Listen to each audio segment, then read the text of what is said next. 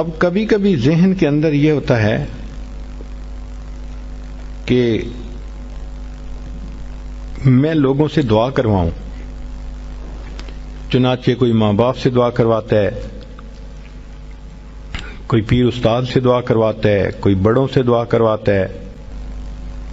دعائیں لے کے ہمیں خوشی ہوتی ہے، اور یہ واقعی اچھی عادت بھی ہے کہ انسان دعاؤں کے لیے کسی کو کہے، اور اگر کسی کو کسی ولی کی دعائیں ملیں تو سبحان اللہ،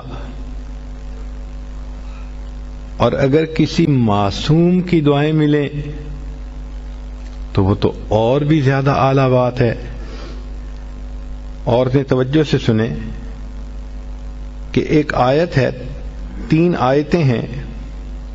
معقل بن یسار رضی اللہ تعالیٰ عنہ فرماتے ہیں کہ نبی اسلام نے بتلایا کہ جو شخص ان 3 آیتوں کو صبح اور شام پڑھ لے گا تو 70,000 فرشتے اس کے لیے دعائے رحمت کریں گے.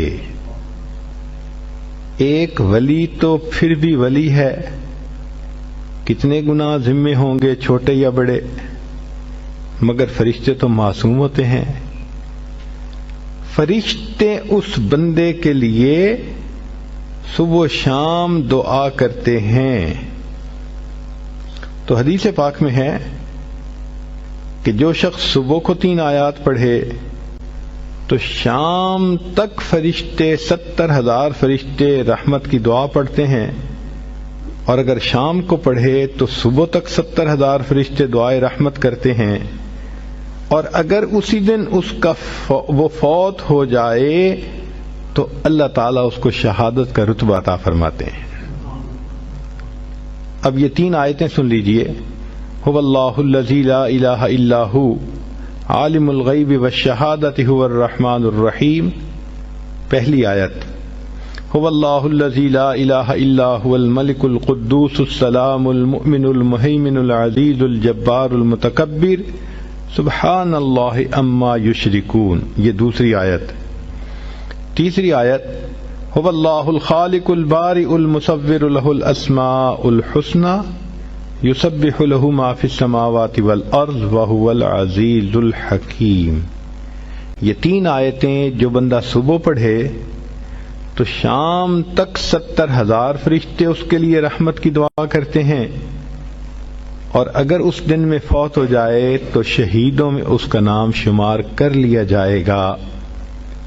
ہمیں تو چاہیے کہ ہم اس عمل کو جزو زندگی بنا لیں.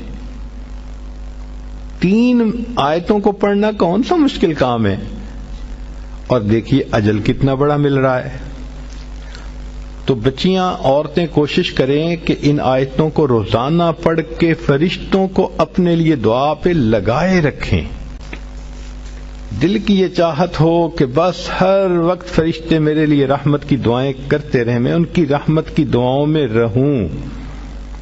لا الہ الا اللہ، لا الہ الا اللہ، لا الہ الا اللہ، لا الہ الا اللہ، لا الہ